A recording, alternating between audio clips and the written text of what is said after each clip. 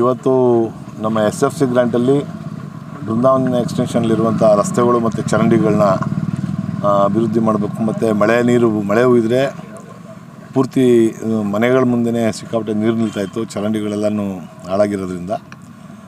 ಅದಕ್ಕೆ 1 ಕೋಟಿ ರೂಪಾಯಿಯಷ್ಟು ಅನುದಾನವನ್ನು ಹಾಕಿ ರಸ್ತೆ ಮತ್ತು ಚರಂಡಿಗೆ ಇಲ್ಲಿ ಕೆಲಸ ಮಾಡೋದಕ್ಕೆ ಇವತ್ತು ಚಾಲನೆ ಕೊಟ್ಟಿದ್ದೀವಿ. ಬೇರೆ ಕಡೆ ಕಾಮಗಾರಿ ಈಗ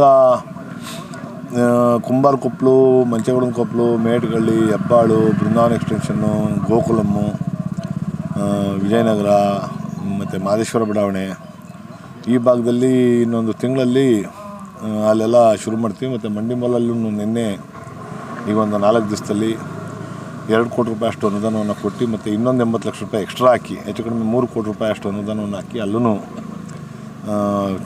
UGD ಮತ್ತು ರಸ್ತೆ ಮತ್ತು ಚರಂಡಿಗಳನ್ನ ಮಾಡ್ತಾಯಿದ್ವಿ. ಅದೇ ರೀತಿ ಎಲ್ಲ ಕಡೆಯೂ ಮೂಲಭೂತ ಸೌಕರ್ಯ ಏನೇನು ಕೊಡಬೇಕು ಅದೆಲ್ಲದಕ್ಕೂ ಈಗಾಗಲೇ ಆ್ಯಕ್ಷನ್ ಪ್ಲ್ಯಾನ್ ಎಲ್ಲನೂ ಮಾಡಿಸಿದ್ದೀವಿ.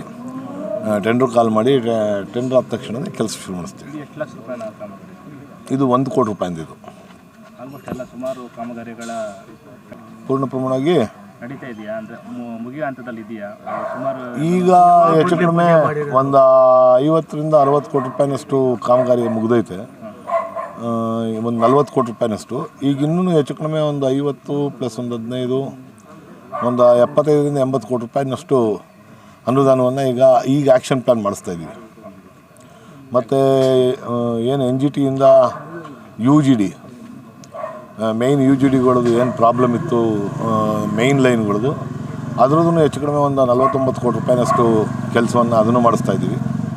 ಅದಾದ ನಂತರ CC ರೋಡು ನಮ್ಮ ಕ್ಷೇತ್ರಕ್ಕೆ ಸಂಬಂಧಪಟ್ಟಂಗೆ ಈ KRS ರೋಡ್ ಇರ್ಬೋದು, ಮತ್ತು ಹುಣಸೂರು ಮೈಸೂರು ಅಟ್ಯಾಚ್ ಆಗುವಂಥ ರೋಡ್ಗಳಿರ್ಬೋದು, KD ರೋಡ್ ಇರ್ಬೋದು, ಇದೆಲ್ಲವೂ CC ರೋಡನ್ನ ಮಾಡಿಸ್ಬೇಕು ಅಂತ ಅಂದ್ಬಿಟ್ಟು ಅದನ್ನು ಮಾಡ್ತಾಯಿದ್ವಿ. ಮತ್ತು ಈ ಭಾಗದಲ್ಲೆಲ್ಲ ಈಗ UG ಕೇಬಲ್ಗಳನ್ನ ಅಳವಡಿಸೋದಕ್ಕೆ ಅದಕ್ಕೂ ಹೆಚ್ಚು ಕಡಿಮೆ ಒಂದು 140 ಕೋಟಿ ರೂಪಾಯಿನಷ್ಟು ಏನು 11 kV ಏನೈತೆ 11 kV ಎಲ್ಲನೂ ಅಂಡರ್ಗ್ರೌಂಡಲ್ಲಿ ಹೋಗಬೇಕು ಅಂತ ಅಂದ್ಬಿಟ್ಟು ತೀರ್ಮಾನವನ್ನು ಮಾಡಿದ್ದೀವಿ. ಅದನ್ನು 140 ಕೋಟಿ ರೂಪಾಯಿನಷ್ಟು ಅನುದಾನವನ್ನು ಅದಕ್ಕೂ ರಿಲೀಸ್ ಆಗೈತೆ. ವರ್ಕ್ ಆರ್ಡ್ರೂ ಆಗೈತೆ. ವರ್ಕ್ ಶುರು ಮಾಡಬೇಕು, ಅದನ್ನು ಪೂಜೆ ಮಾಡ್ತೀವಿ. CC ರೋಡ್ದು ಹೆಚ್ಚು ಕಡಿಮೆ ಒಂದು 180 ಕೋಟಿ ರೂಪಾಯಿನಷ್ಟು ನನ್ನ ಚಾಮರಾಜ ವಿಧಾನಸಭಾ ಕ್ಷೇತ್ರಕ್ಕೆ ಸಂಬಂಧಪಟ್ಟಂಥ ಜಾಗದಲ್ಲಿ ಮಾಡ್ತೀವಿ ನಾವು. ಅದನ್ನು ಇನ್ನೊಂದು ತಿಂಗಳೊಳಗಡೆ ಅದನ್ನು ಪೂಜೆ ಮಾಡ್ತೀವಿ. ಈಗ ಎಲ್ಲವನ್ನು ತ್ವರಿತವಾಗಿ ಶುರುವಾಗುವಂಥ ಕೆಲಸ ಶುರು ಮಾಡ್ತೀವಿ ನಾವು.